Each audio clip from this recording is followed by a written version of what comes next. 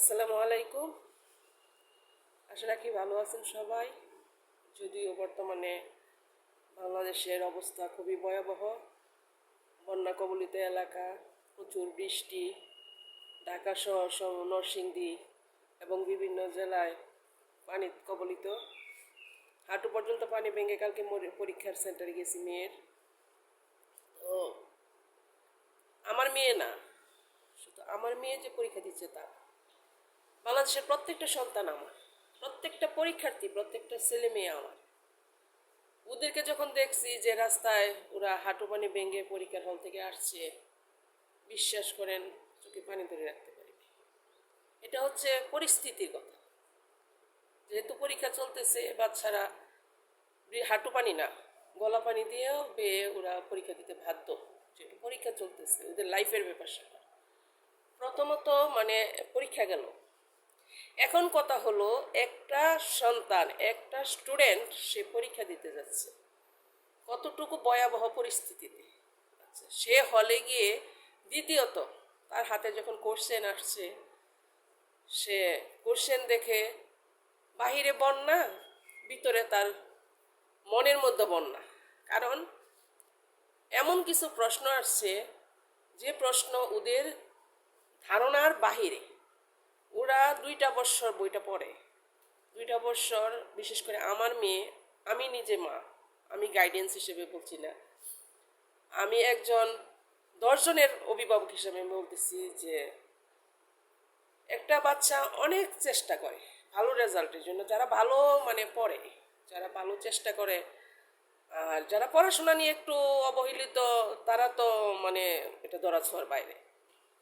পড়াশোনা করে, কষ্ট করে, তারা যখন পরীক্ষার হলে বসে তাদের কোশ্চেনটা আওতাধীন পায়, তখন তারা স্বতঃস্ফূর্তভাবে পরীক্ষা খাতায় লিখতে তাদের মনে ভালো লাগে, আনন্দ লাগে। তারা আনসার করে, তারা বাহিরে এসে হাসি মুখে বলে, আমি পরীক্ষা ভালো দিচ্ছি।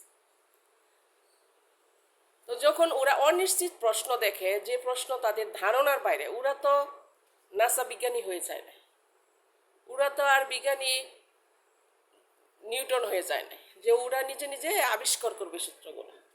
ওরা সেখানে লিখতে গেছে, সমাধান করবে, গাণিতিক সমাধান, পদার্থবিজ্ঞানের ক্ষেত্রে। সে গাণিতিক সমাধান করতে, কিন্তু আমি নিজে একজন বিজ্ঞানের ছাত্রী, আমি নিজেও জানি একটা গাণিতিক সমাধান করতে গেলে অনেক ব্যাপার স্যাপার। আর আমাদের সময় কিন্তু সৃজনশীল ছিল না। সাধারণত আমাদের সময় ছিল যে প্রশ্ন আসতো, আমরা উত্তর লিখতাম। এখনকার যে গাণিতিক সমাধানগুলো আসে, ওরা এই গাণিতিক সমাধানগুলো হচ্ছে ওরা সৃজনশীল পদ্ধতিতে লিখে। এখন ওদের এই অনিশ্চিত প্রশ্নগুলো যখন ওরা দেখে, তখন ওরা কি লিখবে খাতায়? বিজ্ঞান তো বানায় লেখার মতো না। বিজ্ঞান তো ইতিহাস হোক, ইসলাম ধর্ম হোক, বা অন্য কিছু হোক, বা যে কোনো এই গার্হস্থ অর্থনীতি হোক, তখন 2-একটা কথা ওর মন ভিত্তিতে লেখা যায়। সায়েন্স সাবজেক্ট, যে সায়েন্স সাবজেক্টগুলা, এগুলো তো বানায় লেখার মতো, একটা কথা বানায় লেখার মতো না। তো প্রত্যেকটা কথা কি বাস্তবিকতায় লিখতে হবে, যা বইয়ে আসছে তা লিখতে হবে, বিজ্ঞান যা বলে গেছেন তা লিখতে হবে। কিন্তু সেক্ষেত্রে একটা মেয়ে যখন ভালো লেখাপড়া করার পরেও সে প্রশ্ন সম্পর্কে তার অভিজ্ঞর ভিতরে পড়ে না, বিশ্বাস করেন যে তার মাথাটা কোথায় যায়, তার ব্রেনটা কোথায় থাকে, সে পরীক্ষার হলে কি লিখবে?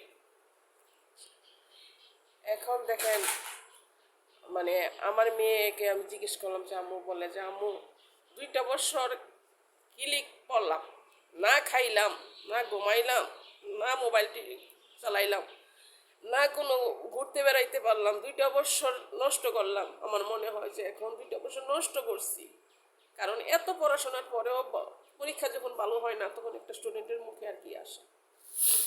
এখন মেয়ে পরীক্ষা দিচ্ছে, তারপরে আমার মেয়ে সলভ করার চেষ্টা করছে, ও আপ্রাণ চেষ্টা করছে, ও নিজে অঙ্ক নিজের মতো করে গুছাই লিখছে, প্রত্যেকটা আনসার সে করছে কালকে।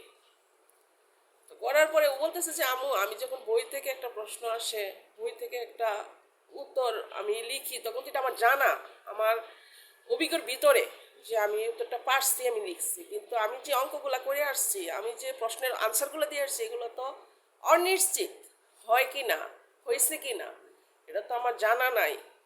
এমসিকিউগুলা করে করে অঙ্ক করে করে এমসিকিউ 25টা এমসিকিউ এটা উত্তর করা কি সম্ভব? তারপরও মেয়ে বলতেছে আম্মু আমি সলভ করছি, কিন্তু আমি জানি না আদৌ হয়েছে কি না। তো প্রত্যেকটা ছেলে মেয়ে এই যে প্রতিবাদ জানাইতেছে মাননীয় শিক্ষামন্ত্রী, আমার মনে হয় যে এই 2026-এ আপনার সন্তান পরীক্ষা দেওয়ার কথা, মানে দরকার ছিল। আপনার মেয়ে পরীক্ষা দেওয়ার দরকার ছিল, আপনার মেয়ে হলে বসার দরকার ছিল। আপনার কোনো আত্মীয় স্বজন আছে কি না আমি জানি না, ওদের মতামত একটু জানেন। আপনি কি কি দেখাইতে চাইতেছেন, আপনি কি বুঝাইতে চাইতেছেন? আমি একজন বিএনপির সাপোর্টার ছিলাম ছিলাম বলতেছি, কারণ এখন নাই। আপনাদের মন মানসিকতার কারণে মনে হয় যে এটা একটা মানে এমন ধরনের একটা দল যে দলের সাপোর্ট না করাটাই উত্তম। শিক্ষামন্ত্রী আপনি আমাদের সময় ছিলেন, আমরা যখন পরীক্ষা দিচ্ছি আমাদের আগের বছর আপনি ছিলেন। ওই সময় নকল ছিল। ওই সময় মানে আমাদের স্কুল কলেজেই দেখতাম যে যে যারা কেয়ারটেকার আছে ওদেরকে কিছু টাকা পয়সা দিলে নকল পাস করতো। কিন্তু এই সমাজে কি আছে? আমার সন্তানরা, আমাদের যে সন্তান আছে ওরা কি নকল চিনে? আদৌ কি জানে ওরা যে নকল কি, নকল শব্দটা কি, ওইটাই তো ওরা জানে না। নকল কিভাবে করবে ওরা? ওরা নকল কি করবে? সৃজনশীল প্রশ্ন, এটা নকল কোত্থেকে করবে? সিন আনসিন কোশ্চেন, এটা নকল করার কি আছে? আপনি যে আয়সা বলেন যে পড়তে হবে, নকল আর হবে না, ওইটা তো নকল ছিল, আমাদের আমলে নকল ছিল। কিন্তু এখন তো নকল কি সেটাই বুঝে না ওরা। ওরা কি নকল করবে? ওরা এই হাঁটু পানি কোমর পানি ভেঙে যাওয়ার পর ওরা পরীক্ষার হলে আপাতত যদি প্রশ্নটাও একটু শান্তভাবে পড়া পরীক্ষা দিতে পারতো, তাদের ওদের মনটাকে মানাইতে পারতো। ওরা তো কবলিত দুই সাইড থেকে, মানসিকভাবে শারীরিকভাবে।